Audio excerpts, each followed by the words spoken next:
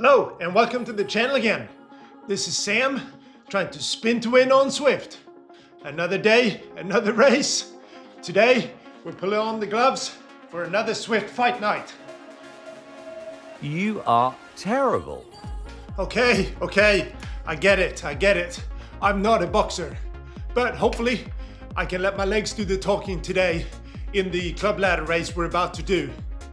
And we're facing the down and dirty Beauteous team today on the Royal Pump Room course. I will introduce you to the course and the competition a little bit more in a second, but first I wanted to introduce you to the Swedish Swifters Ragnarok team. What? Who? Now, the Swedish Swifters leadership team must have clearly lost their mind, because I am now somehow in charge of a club ladder team. That's insane. Team Ragnarok consists of mainly Velo Cat 3 riders with a few Cat 2 stars thrown in for good measure. And we will try to do our Norse name proud, Ragnarok, by bringing the pain and the end of days to the teams that we face. Sure you will. So today's race will take place on the Royal Pump Room course. In fact, we will not do a full lap, rather we'll end at 24 kilometers using a custom finish. I did this course recently during the FRR race series and I really liked it. As you can see, it's extremely punchy and I think it'll make an interesting course for a club ladder race. Now, it is constantly up and down, and while there are two main features, the Yorkshire Combe and the Yorkshire Combe Reverse, there are many other similar sized climbs where teams can use tactics to create separations, hopefully. In fact, talking about the teams, Introducing tonight's fighters. in the blue corner, the Vikings who bring the pain. Team Swedish Swifters Ragnarok. In the red corner, some random dads, supposedly on trainers. Down and dirty Beauteous.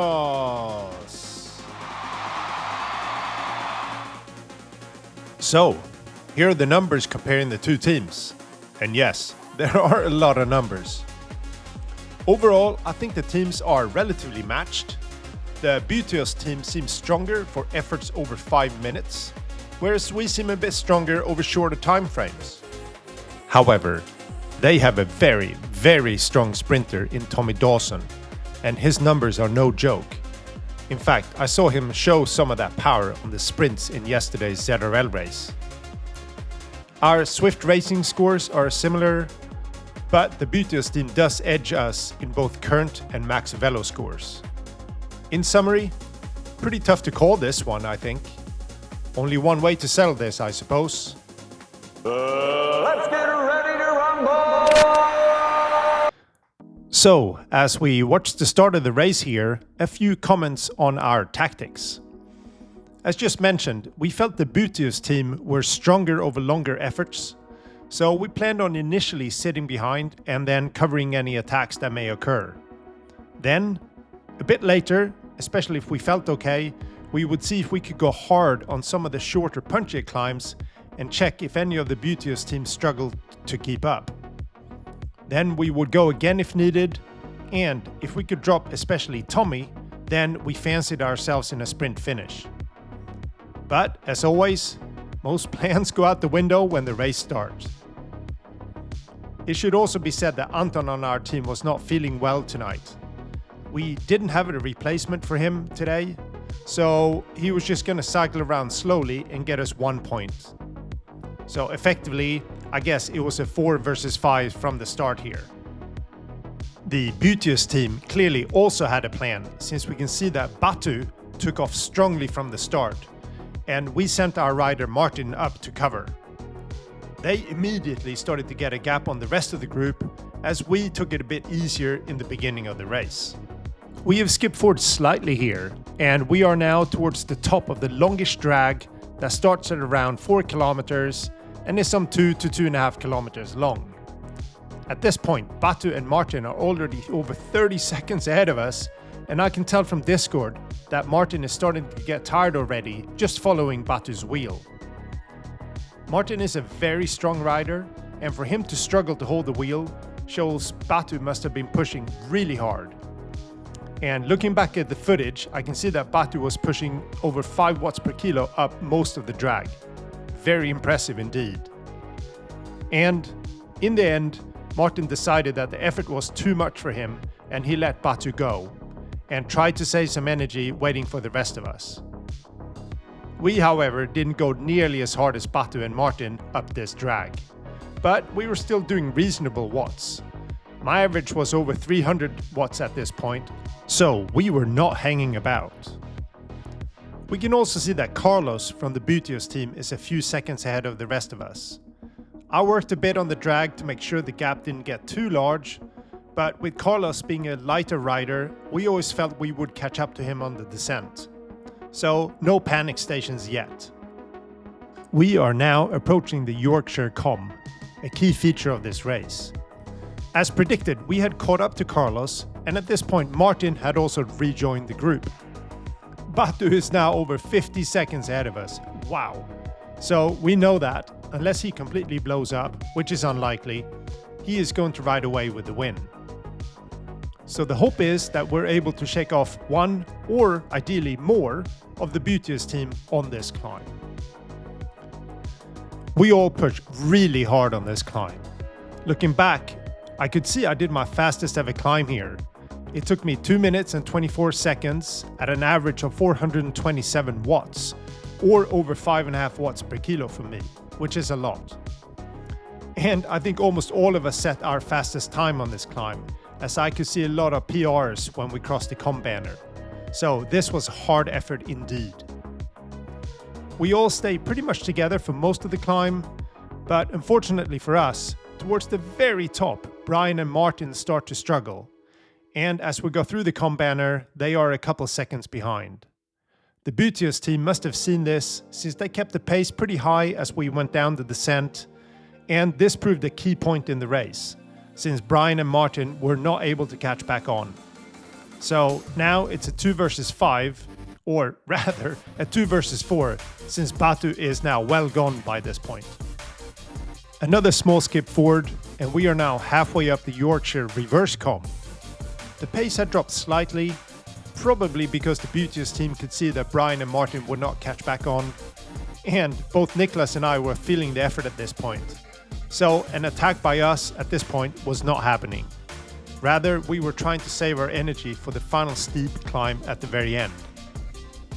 At this point though, Carlos puts in another dig.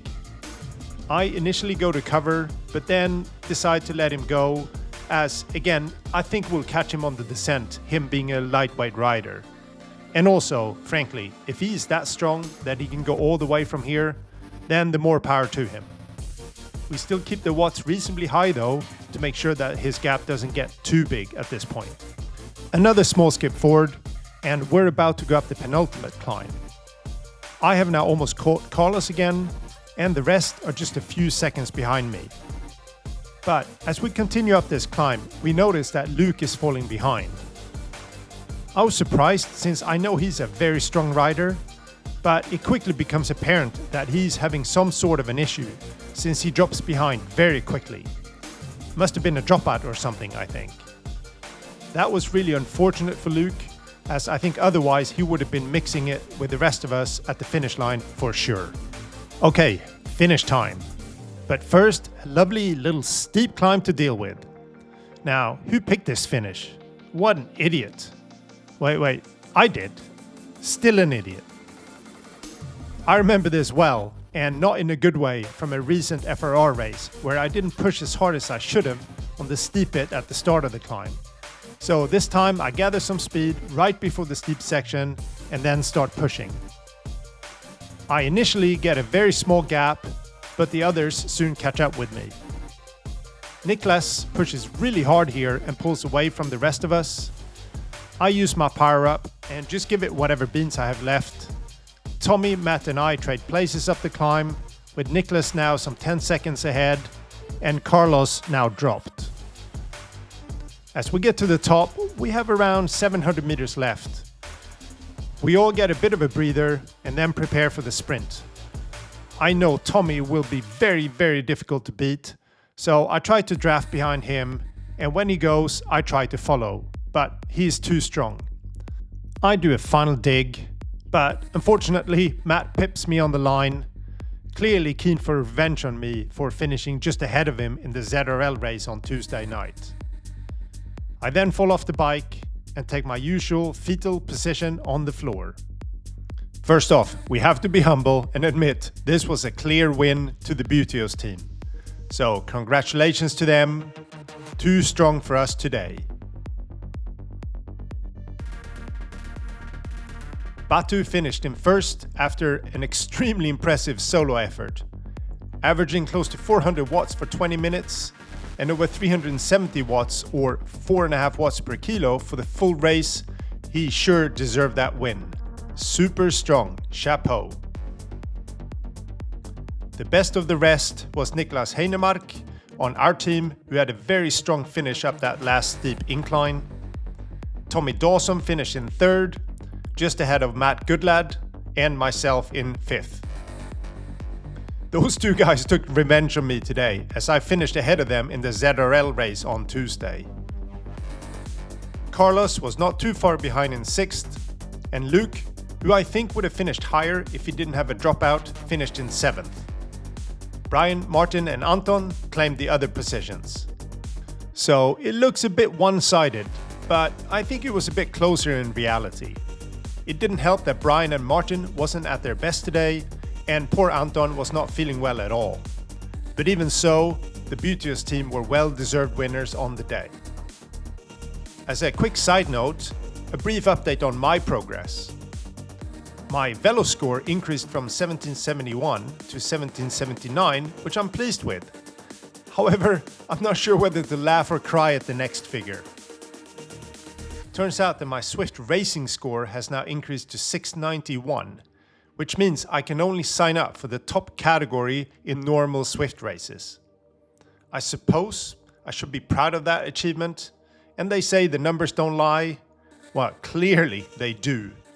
There is something wrong here, as I know I don't belong in that category. So I'm about to get my arse handed to me on a regular basis. Oh, yes, you will.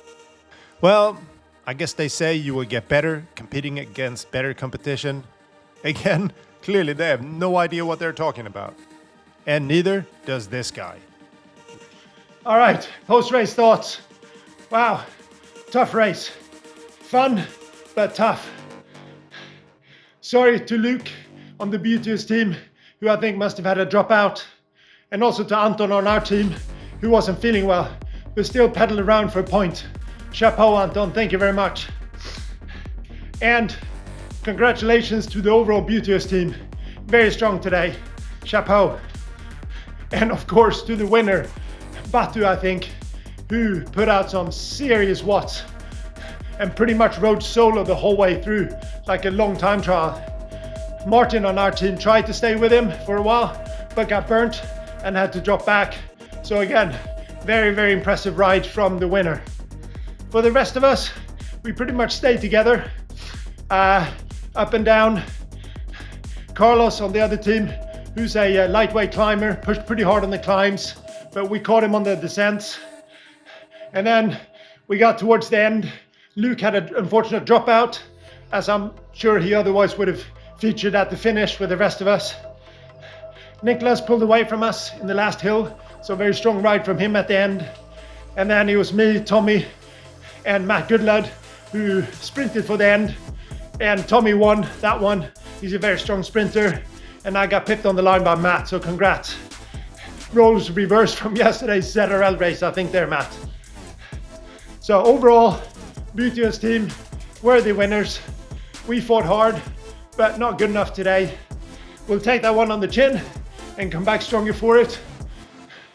Overall, again, really enjoyed that race. Good competition, good course. So yeah, we'll bank that and move on. All right, I think I'll end it there. Hope you enjoyed it. This is Sam, trying to spin to win on Swift, and I'll see you in the next one. Bye-bye.